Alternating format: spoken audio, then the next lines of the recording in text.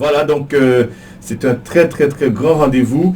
Et ce rendez-vous-là, bien fait partie des moments qui nous préparent à un autre grand rendez-vous. Et je veux vous dire, c'est le plus grand, c'est le jour de l'enlèvement de l'Église.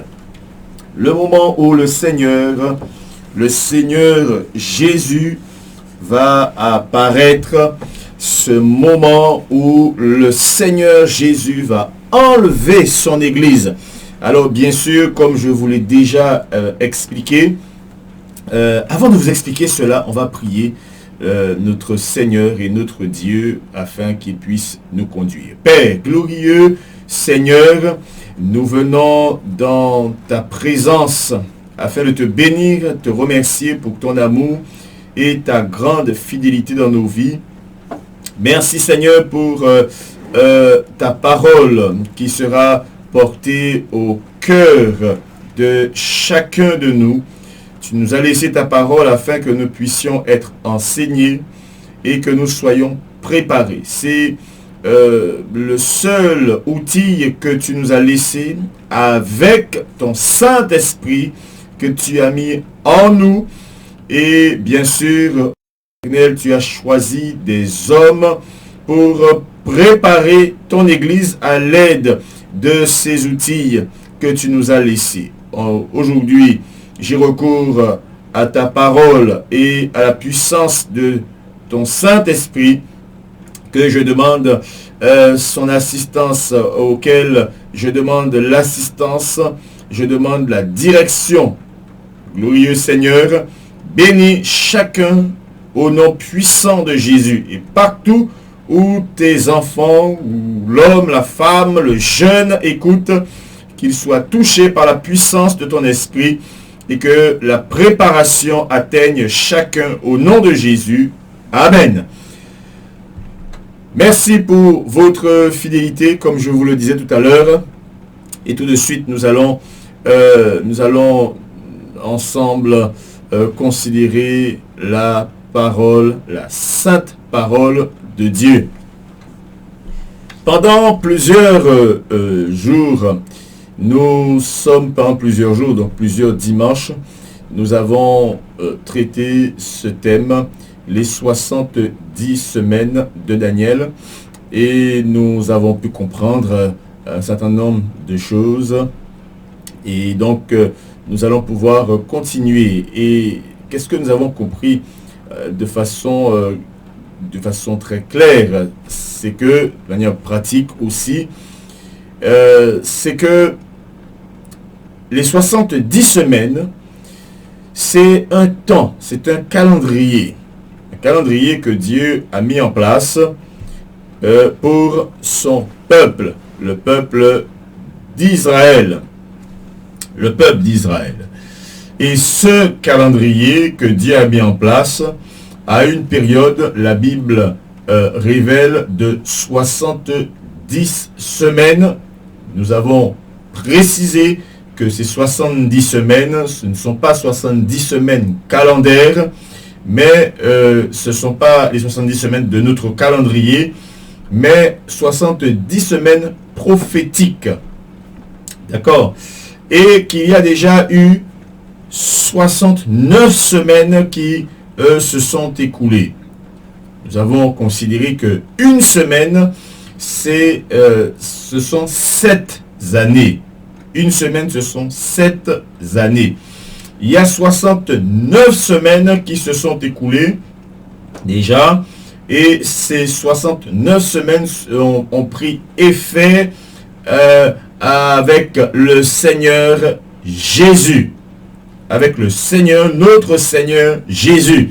Il est entré à Jérusalem et il a pleuré sur Jérusalem et annonçant à Jérusalem ce qui lui arriverait parce qu'il n'a pas reçu le Messie. Et ce qu'il a annoncé à Jérusalem est arrivé. Et même pas seulement dans ce passage-là, mais aussi dans d'autres passages, nous ne les prendrons pas, puisque nous avons passé plus de 3 dimanches, je crois, 3 dimanches dessus. Et le Seigneur qui a prophétisé la destruction du temple de Jérusalem, qui a eu lieu en l'an 70 avec le général Titus, le fils de Vespasien. Donc, bien sûr, je vous parle des Romains. Donc, la destruction eut lieu par l'Empire romain. Alors, aujourd'hui, il ne reste plus rien du temple à part le mur, appelé aujourd'hui le mur des lamentations. Dans ces 70 semaines, je vous explique qu'il y a eu 69 semaines qui se sont écoulées. Alors là, depuis que Jésus est entré à Jérusalem. Alors la question que vous pouvez poser à juste titre, c'est, mais et la 70e semaine alors? Puisque là maintenant, cela fait plus de 2000 ans que le Seigneur est parti. Vous savez qu'il est mort, il est ressuscité, il est monté auprès de Dieu et il est assis à la droite, il est élevé à la droite de Dieu. La question, ce serait, mais où est cette 70e semaine? Je vous ai expliqué la dernière fois que Daniel n'était pas au courant, en tout cas il n'avait pas l'information, il ne la donne pas dans Daniel chapitre 9. L'ange ne lui révèle pas cette information. L'ange lui dit, il y a 70 semaines sur ton peuple. Cette 70e semaine, elle n'est pas encore arrivée. Elle prendra effet après la fin de l'Église. Alors pour vous expliquer, c'est qu'il y a une période qui s'est glissée entre la 69e semaine et la 70e semaine qui n'est pas encore arrivée. Grande période qui paraît. Période ça, c'est bon Dieu lui-même qui mettait période ça en place. Et cette période s'appelle la période de l'Église, la période de la grâce, et où les nations, toutes les nations, bien sûr, Israël aussi, puisque la période a changé sur lui, il est censé, lui aussi, il était censé accepter Jésus comme son Messie qui est venu, mais il ne l'a pas accepté, il l'a rejeté selon Jean chapitre 1er. Jean chapitre 1er. Hein, il est venu chez les siens ne l'ont pas reçu et ils l'ont rejeté. Et le Seigneur dit au verset 12 de ce chapitre 1er de l'évangile de Jean, il dit, maintenant à tous ceux qui l'ont reçu, à ceux qui croient en son nom, il leur a donné le pouvoir de devenir enfants de Dieu. Voilà la porte ouverte pour les nations, pour les païens, tous ceux qui voudraient désormais accepter le Seigneur Jésus comme Sauveur et Seigneur. Alors, cette période s'est glissée entre la 69e et la 70e semaine, une période qui s'appelle la grâce, qui n'a pas encore pris fin, où tu as la possibilité, toi, de venir, de donner ta vie à Jésus, de l'accepter comme ton Sauveur et ton Seigneur pour être sauvé. Et bien sûr, ce salut, on l'obtient après, on l'obtient en vivant dans la sainteté, dans la justice, dans la pureté. Il faut qu'on vive en l'évangile propre. Et donc, c'est de cette façon-là que Dieu a fait, et nous le bénissons, nous lui rendons grâce parce que nous ne serions pas là aujourd'hui si cette semaine, cette 70e semaine avait eu lieu immédiatement après la 69e. Le Seigneur a mis une sorte de pause. pause. Eh bien, attention. Attention, ce moment de pause dans le calendrier qui avait été présenté à Daniel pour mettre fin au péché du peuple d'Israël, pour mettre fin au péché d'Israël, pour amener la justice éternelle. Dieu a mis ce moment d'intervalle. Attention, il ne va pas durer indéfiniment. Tu dois te préparer parce que ce moment-là se termine par l'enlèvement de l'Église. Rapidement, regardons le verset 24. 70 semaines. Alors Daniel chapitre 9, verset 24. 70 semaines ont été fixées sur ton peuple et sur ta ville sainte pour faire cesser les transgressions et mettre fin au péché, pour expier l'iniquité et amener la justice éternelle, pour sceller la vision et le prophète et pour oindre le Saint des saints. Donc c'est dans ce passage-là jusqu'au verset 27, voilà, se trouve ce que je suis en train de traiter depuis maintenant 4 dimanches. Mais nous allons un peu plus loin, parce qu'il faut que nous avancions. La dernière semaine arrive bientôt. Je vous ai dit que une semaine prophétique, ce sont 7 années. 7 années. Et donc, la septième, la dernière semaine, alors c'est la tribulation et la grande tribulation qui arrive. Alors c'est une période de 7 ans qui va être divisée en deux, 3 ans et demi plus 3 ans et demi. C'est pour cela qu'on parle de la tribulation et de la grande tribulation. Avant d'arriver dans la dernière semaine, je voudrais prendre avec vous ce passage, puisqu'il est important que nous parlions de cet intervalle que Dieu a suscité. Cet intervalle, regardons l'épître de Paul aux Thessaloniciens. Paul aux Thessaloniciens dans le chapitre 4. 1 Thessaloniciens, chapitre 4. Je vous invite à prendre la parole de Dieu avec moi. Et nous allons lire maintenant, à partir du verset 13. Nous ne voulons pas, frères, que vous soyez dans l'ignorance au sujet de ceux qui dorment, afin que vous ne vous lamentiez pas comme les autres qui n'ont point d'espérance, car si nous croyons que Jésus est mort et qu'il est ressuscité, croyons aussi que Dieu ramènera par Jésus et avec lui ceux qui sont morts.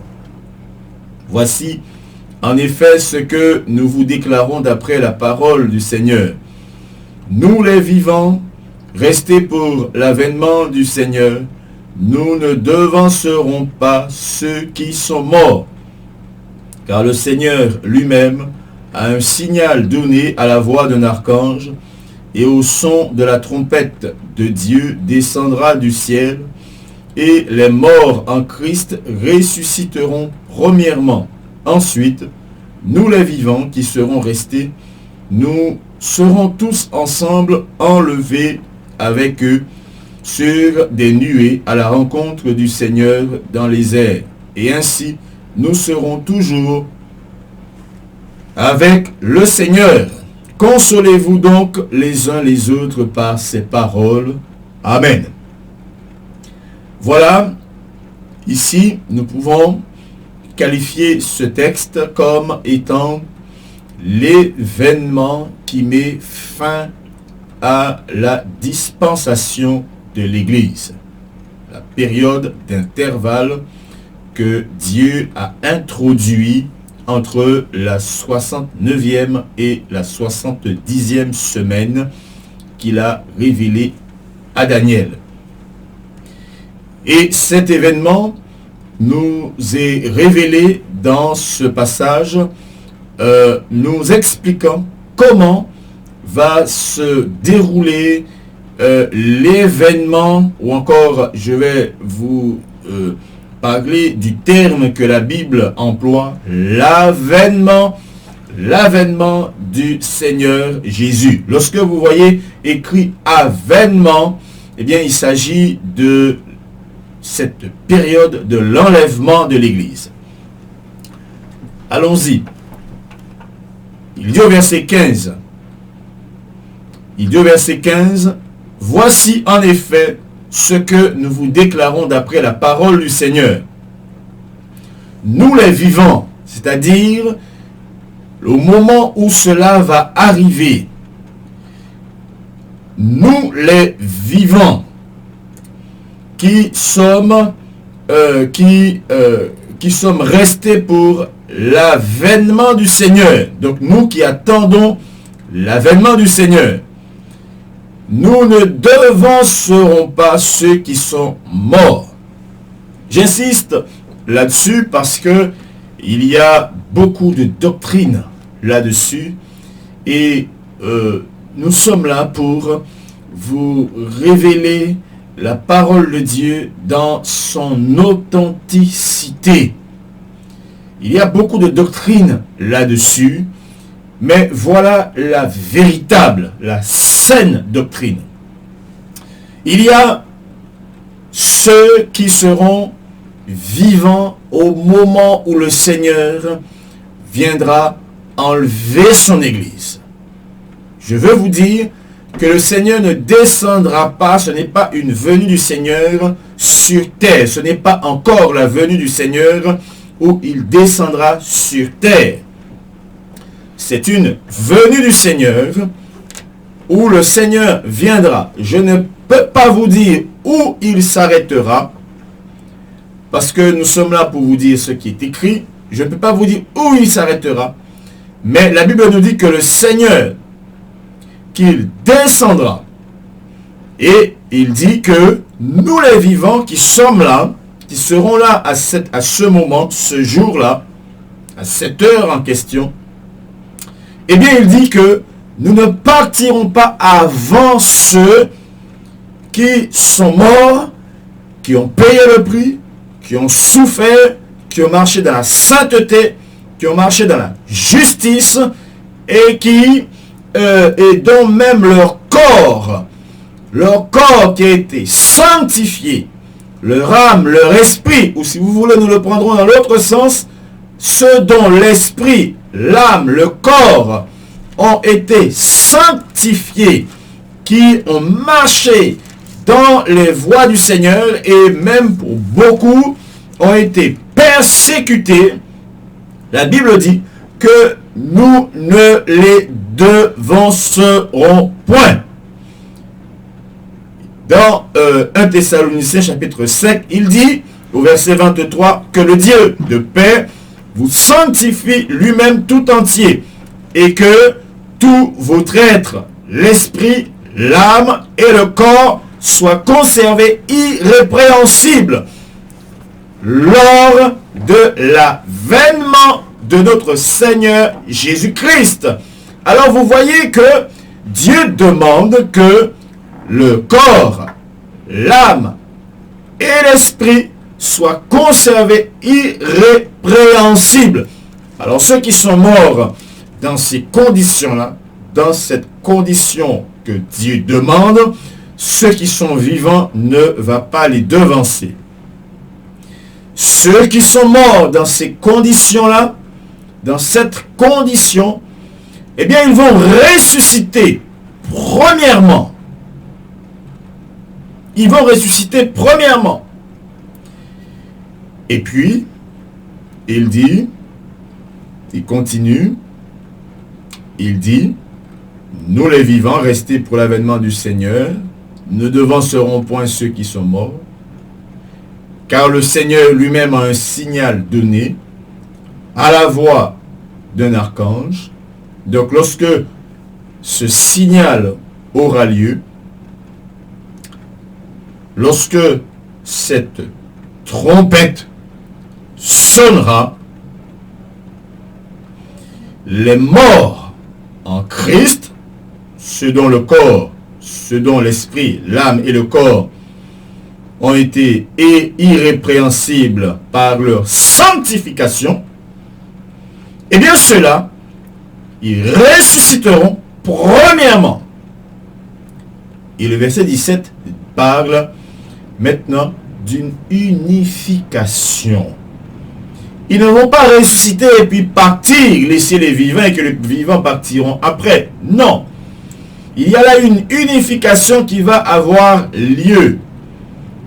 Ce qui veut dire, les morts qui sont ressuscités et de par leur résurrection, dans le même processus de leur résurrection, il y a dans le même processus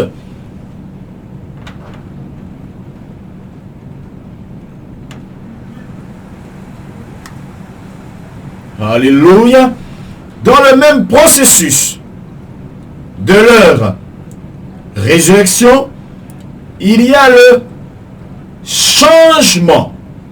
C'est-à-dire, ils passeront, bien sûr, pendant même la résurrection, ils vont passer de la corruptibilité à l'incorruptibilité. Nous verrons cela tout à l'heure dans 1 Corinthiens chapitre 15.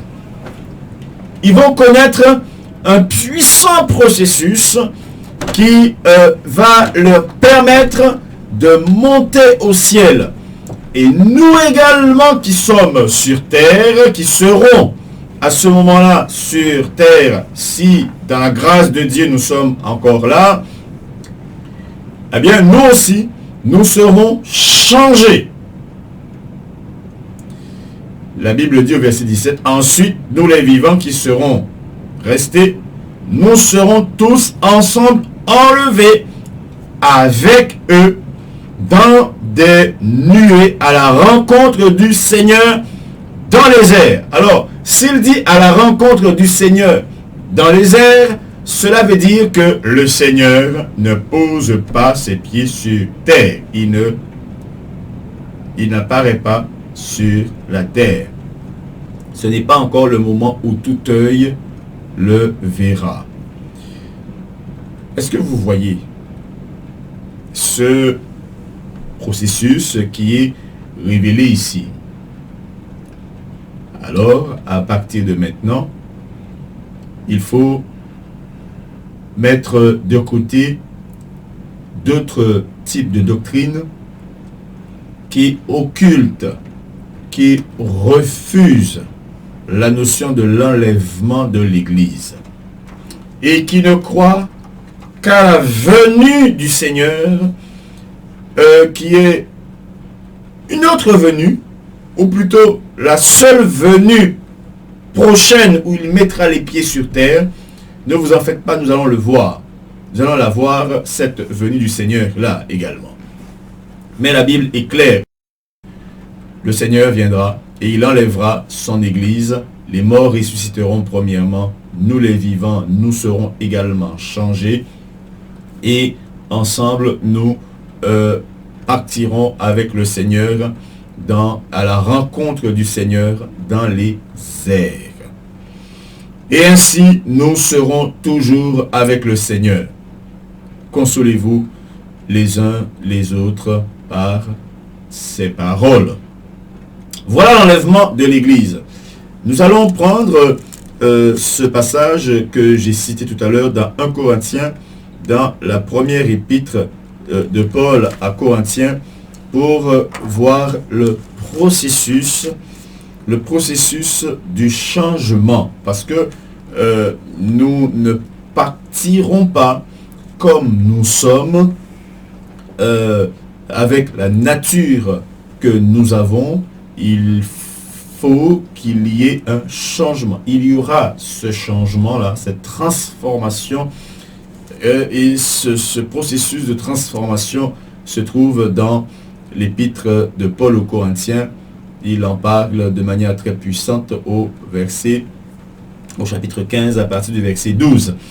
Or, si l'on prêche que Christ est ressuscité des morts, comment quelqu'un parmi vous dise-t-il qu'il n'y a point de résurrection des morts? S'il n'y a point de résurrection des morts, Christ non plus n'est pas ressuscité. Et si Christ est ressuscité, notre prédication est donc vaine, et si Christ n'est pas ressuscité, notre prédication est donc vaine, et votre foi aussi est vaine. Il se trouve même que nous sommes de faux témoins à l'égard de Dieu, puisque nous avons témoigné contre Dieu qu'il a ressuscité Christ, tandis qu'il ne l'aurait pas ressuscité si les morts ne ressuscitent point.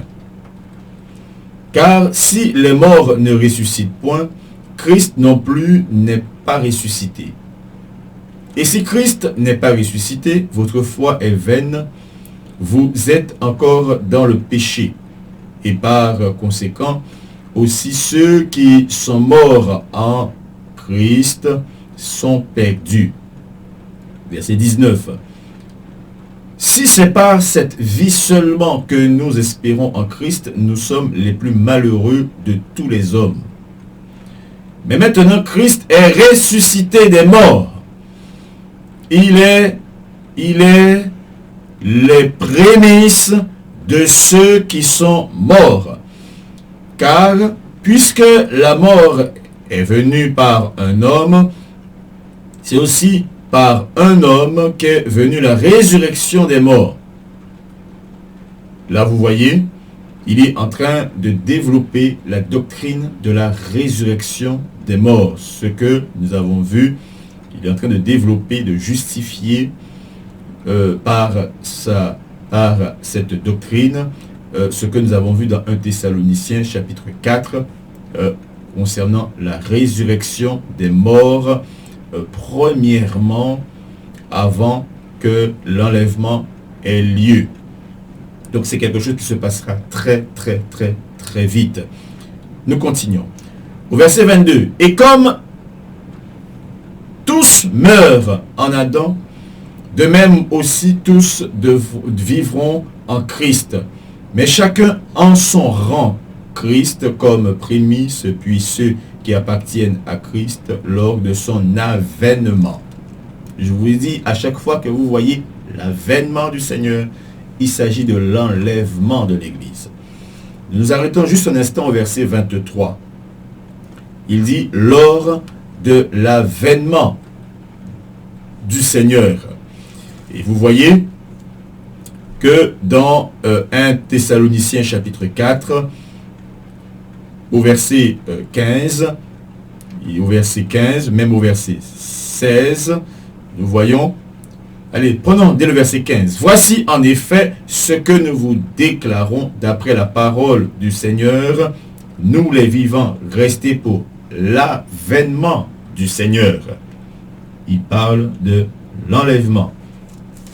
Et dans 1 Thessaloniciens chapitre 5, au verset 23, que le Dieu de paix nous sanctifie lui-même, tout entier, et que votre être, l'esprit, l'âme et le corps soient conservés irrépréhensibles lors de l'avènement de notre Seigneur Jésus-Christ.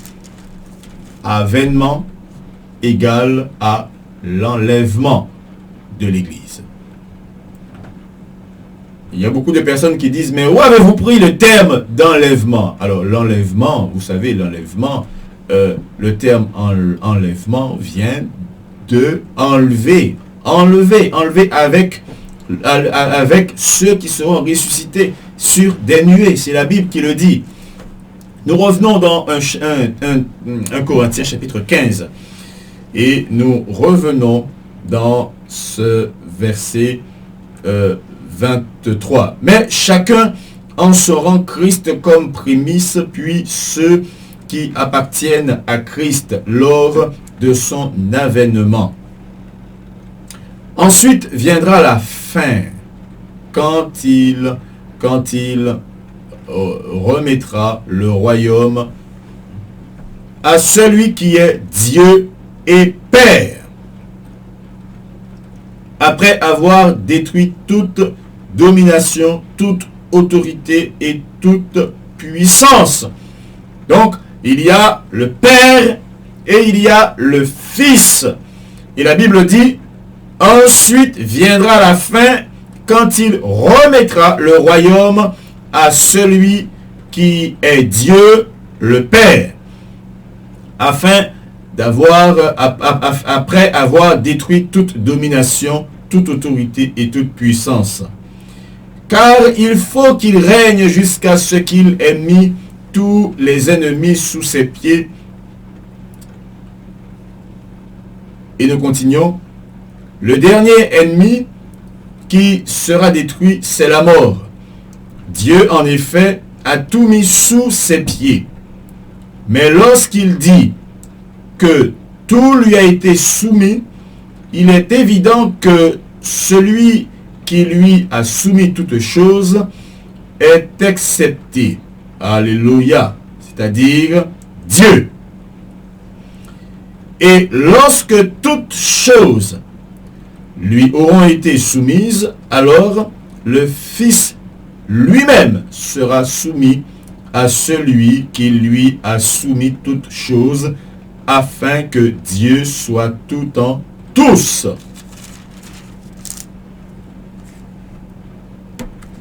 Nous allons directement au verset 35.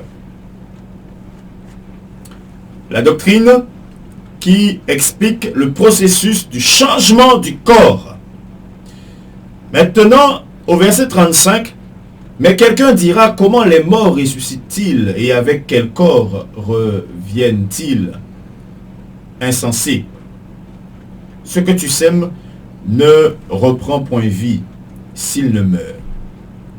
Et ce que tu sèmes, ce n'est pas le corps qui naîtra. C'est un simple grain de blé peut-être, ou de quelque autre semence, puis Dieu lui donne un corps comme il lui plaît. Et à chaque semence, il donne un corps qui lui est propre. Toute chair n'est pas la même chair, mais autre est la chair des hommes, autre celle de quadrupèdes, autre celle des oiseaux, autre celle des poissons. Il y a aussi des corps célestes et des corps terrestres, mais autre est l'éclat des corps célestes, autre celui des corps terrestres. Autre est l'éclat du soleil, autre l'éclat de la lune et autre l'éclat des étoiles. Même une étoile diffère en éclat d'une autre étoile. Ainsi, en est-il de la résurrection des morts? Le corps est semé corruptible. Il ressuscite incorruptible. Il est semé méprisable. Il ressuscite glorieux. Il est semé infirme. Il ressuscite plein de force. Il est semé corps animal. Il ressuscite corps spirituel.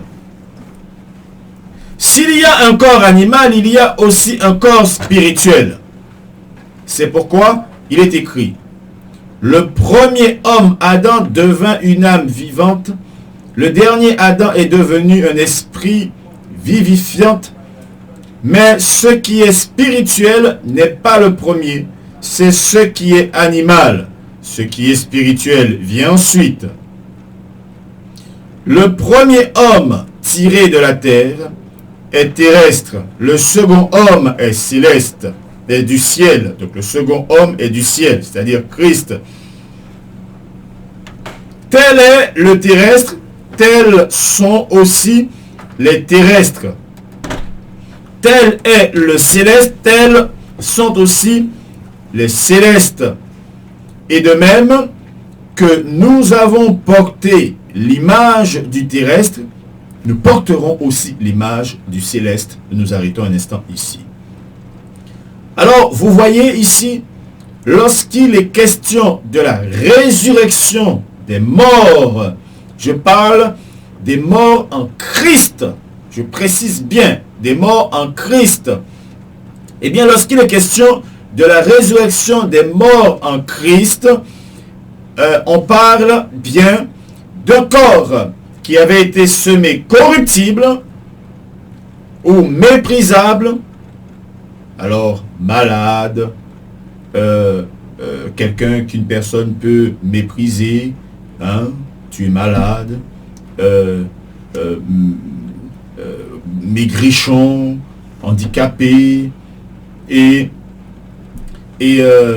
puis toute apparence que vous savez, l'homme est très porté sur le visuel, sur l'apparence, tout ce qui peut être méprisé de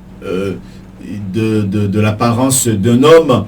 Eh bien, la Bible dit semé méprisable. Vous savez, il y a toutes sortes d'handicaps, des handicaps qu'on n'imaginerait même pas. Eh bien, ce corps est semé comme il est semé dans l'apparence que l'on peut constater sur terre. Mais lorsqu'il est ressuscité, si cette personne a connu Christ et a marché dans la sainteté, dans la justice, dans la sanctification, comme nous avons vu dans 1 Thessaloniciens chapitre 5, cette personne-là va ressusciter, pas dans la même condition qu'elle est morte, elle ressuscitera incorruptible, c'est-à-dire elle va revenir avec un corps que Dieu, un corps que le Seigneur va lui donner. Il montre ici l'apôtre Paul que chacun va ressusciter avec un éclat différent. Il montre même les différences d'éclat qu'il y a entre, vous savez, il parle de l'éclat du soleil, de l'éclat de la lune, de l'éclat des étoiles. Et c'est pour cela qu'il explique toutes ces choses-là. Alors, il va y avoir, pour ceux qui ressusciteront, pour moi qui vais ressusciter dans la grâce du Seigneur, ou même qui serait là lorsque le Seigneur reviendra, eh bien, qu'on soit mort ou qu'on soit vivant, il faut que soit la résurrection qui se fait sera une résurrection d'un corps semé, corruptible, malade, qui va revenir incorruptible. Ce sera un corps céleste, et ceux qui seront vivants et qui seront changés, qui seront trouvés dignes pour hériter le royaume de Dieu, ils vont être changés tout en étant vivants. Et auront ce corps céleste, nous aurons ce corps céleste pour partir à la rencontre du Seigneur, c'est-à-dire impossible d'entrer dans le royaume de Dieu avec la chair et le sang. C'est pour cela que la Bible dit que la chair et le sang n'hériteront point le royaume de Dieu. Voilà pourquoi l'homme ne doit pas s'attarder sur le manger et le boire. Parce que ces choses-là, la chair que nous nourrissons, que l'homme chérit, que l'homme même idolâtre, hein, par l'habillement, par le style d'habillement, par tous les maquillages, les cheveux, les faux cheveux, par toutes sortes d'artifices, hein, toutes ces choses-là, cette chair-là n'héritera point le royaume de Dieu. Ne t'attarde pas dessus, mais attarde-toi surtout sur ton esprit, qu'il soit saint. Et si tu dois t'attarder sur ton corps, tu dois t'attarder dessus pour te poser la question, est-ce qu'il est agréable à Dieu? Est-il sanctifié? Parce que ce que je veux vous dire, c'est que le Seigneur veut que le corps puisse être changeable pour qu'il puisse être changeable, il doit être maintenu dans la sanctification, dans la pureté. Autrement dit, ne pas le conduire partout, ne pas l'habiller de n'importe quelle manière, c'est-à-dire le couvrir, ne pas l'emmener en boîte de nuit, ne pas l'emmener dans les dépravations, ne pas l'emmener dans le péché sexuel, ne pas l'emmener dans la corruption, ne pas faire sortir de sa bouche qui fait partie du corps des paroles malhonnêtes, injurieuses, ne pas se trouver dans des blagues sales, dans des plaisanteries, ne pas se trouver dans ce genre de choses, mais être sobre, être circonspect, être dans une marche sainte, que ce soit au niveau du corps, que ce soit au niveau de l'âme, au niveau de l'esprit. Les trois sont importants. Vous savez, il y a des chrétiens qui disent « Ah, c'est l'esprit qui est important. Ah, c'est l'âme qui est important. Ah, Dieu regarde au cœur. » Bien sûr, Dieu regarde au cœur. Mais le cœur, l'état du cœur, se reflète également sur l'extérieur. Cela est tout un message. Nous n'allons pas rentrer plus en profondeur. Mais ce que je veux te dire, c'est que Dieu veut que tu puisses, que je puisse être dans cette sainteté non négociable pour entrer dans le royaume de Dieu. Souvenez-vous que je suis en train de vous parler l'état dans lequel on doit se trouver, la position dans laquelle Dieu doit venir nous trouver lorsqu'il vient pour mettre fin à l'espace, à la virgule ou encore vous savez, à cette c'est un espace. Il y a plusieurs termes que l'on peut employer. Un espace entre la 69e semaine et la 70e semaine. Le Seigneur va venir mettre fin à cette période-là. Et il veut me trouver, te trouver, transformable. Transformable. Seras-tu transformable? Pourras-tu être ressuscité si tu es déjà mort? Si tu es encore vivant, pourras-tu être changé par le Seigneur? Ou encore, est-ce que tu te rendras juste compte qu'il y a de ceux qui sont partis, qui ont disparu, qui ne sont plus?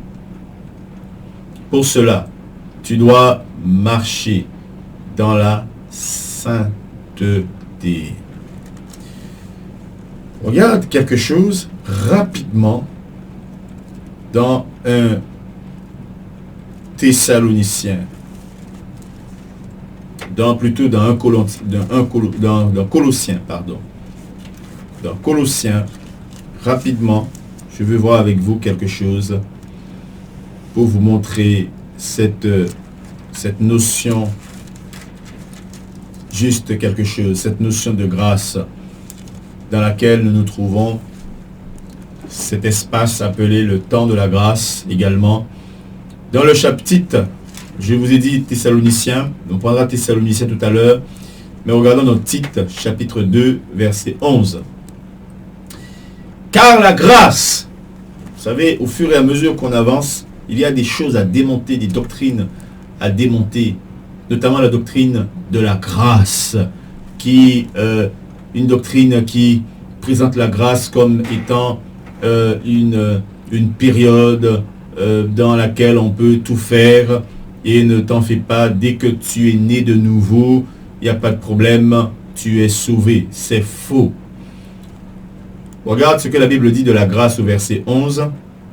Tite chapitre 2 verset 11. Car la grâce de Dieu, source de salut, pour tous les hommes a été manifestée. Elle nous enseigne. La grâce est un enseignant. La grâce a un langage. La grâce parle. Elle se présente comme ayant une loi qui qui l'accompagne. La grâce est un message. Il a un message qu'il donne. Elle enseigne. Quoi?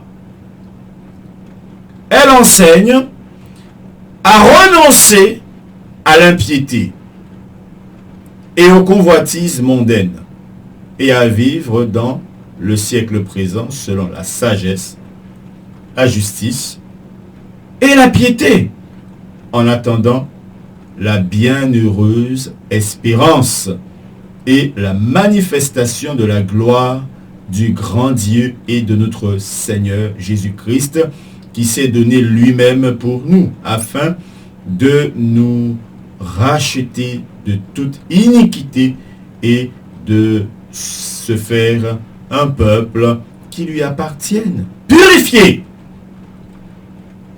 pour lui ou par lui et zélé pour les bonnes œuvres. Où avons-nous vu que la grâce permettait de pécher en vue et où grâce à une possibilité de pardon? Où avons-nous vu que la grâce permet de pécher, d'offenser Dieu, parce qu'il y aurait une miséricorde de Dieu? Non, c'est une doctrine pernicieuse et qui mène les chrétiens, qui mène l'Église en enfer. Beaucoup de chrétiens en enfer parce qu'ils ont pensé que la grâce de Dieu était un bon de commande gratuit et qu'ils pouvaient traîner leur corps partout, qu'ils pouvaient en faire ce qu'ils voulaient, qu'ils pouvaient traiter le temple du Saint-Esprit partout. Les chrétiens oublient beaucoup de messages. Ils oublient beaucoup de dimensions de la Bible, beaucoup de dimensions bibliques, beaucoup de dimensions très élevées, très puissantes et emblématiques de Dieu. La Bible te dit que tu es le temple du Saint-Esprit. Encore un autre message. Le temple, ce qu'est le temple. Il faut savoir que le temple de Dieu, lorsque quelqu'un entrait dans le temple de Dieu, qui était régi par des lois, des règles qui avaient été établies par Dieu lui-même, et pour le premier temple, ou encore appelé le tabernacle, eh bien, Dieu a donné des prescriptions à Moïse qui s'est perpétué dans les autres temples, jusqu'au temple de Salomon, cela s'est perpétué. Et quiconque, parmi ces lois, parmi ces règles de Dieu, quelqu'un qui venait enfreindre ces règles-là, était puni de mort. Si vous connaissez la parole de Dieu, souvenez-vous des fils d'Aaron. Quand ils sont venus, ils sont entrés dans le temple, pensant qu'ils pouvaient entrer dans le temple comme ça, de n'importe quelle manière, avec légèreté, avec un feu étranger. Ils ont été foudroyés, morts. Et Moïse a éprouvé de la crainte, Aaron a éprouvé de la crainte, toute l'assemblée d'Israël, ils ont tremblé. Tout le monde a tremblé. Lorsque le sacrificateur, le souverain sacrificateur traversait le lieu saint et allait jusque dans le lieu très saint, à ses pieds était accrochée une clochette et un lien, une corde, parce que personne d'autre ne pouvait entrer dans le lieu très saint si jamais Dieu n'avait pas approuvé le sacrifice, le sang qu'il emmenait devant sa face.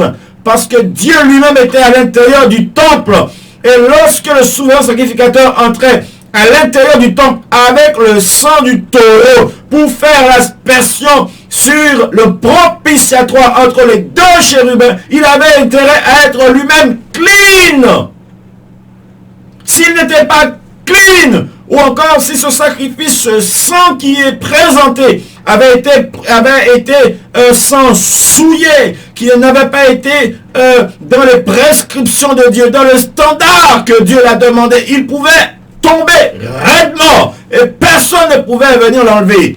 Il fallait qu'il soit tiré avec cette corde-là, avec ce lien, parce que personne ne pouvait entrer.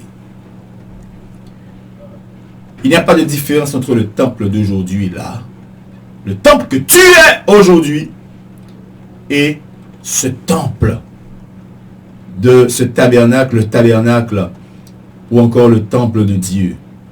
Le Seigneur a juste changé la dispensation. Il a juste dit, je ne veux plus de temple matériel. Je veux aujourd'hui, dans cette dispensation-là, que ce soit l'Église, mon temple. Je veux, dans cette dispensation-là, que ce soit toi, mon temple. Que ce soit ton esprit, ton cœur, mon temple. Attention! Ce sont les mêmes exigences. Et même toi-même, tu ne peux pas faire ce que tu veux avec ce temple qui n'est pas ton temple à toi, qui est le temple de Dieu. Le Seigneur a dit, celui qui détruit le temple, Dieu le détruira. Le Seigneur a dit que tu ne t'appartiens pas à toi-même. Comment le chrétien peut-il dire, oh, je peux faire ce que je veux de mon corps. Je peux traîner mon corps n'importe où. Je peux marcher là où je vais. Je peux traiter mon corps, mon âme, mon esprit. Je peux dire ce que je veux, faire ce que je veux. Ah non, c'est pas possible. C'est le temple de Dieu. Je peux l'habiller n'importe comment. C'est pas possible. C'est pas possible. Le temple n'était pas recouvert de n'importe quelle manière. Nous verrons la prochaine fois les différents voiles qui étaient sur le temple. Ils voulaient chacun dire quelque chose. Ils avaient chacune une couleur. Et le Seigneur a demandé lui-même de quel voile, les spécificités des voiles. Je parle des tapis qui sont sur le temple. Et des voiles qui séparaient les compartiments du temple. Et toi aussi, toi tu veux mettre n'importe quel voile sur toi? Toi tu veux mettre n'importe quelle couverture sur toi? Ce n'est pas possible. Je vais te conduire au Seigneur Jésus.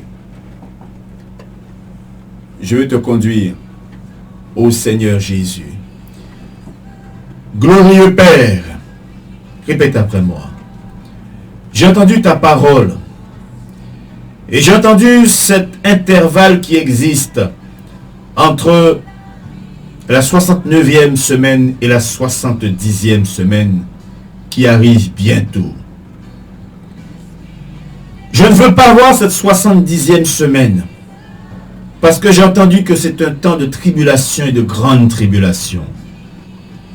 Éternel, aujourd'hui, je veux, pendant que cet intervalle n'est pas terminé, pendant que ce temps de grâce n'est pas terminé, je viens t'accepter comme mon sauveur et mon Seigneur.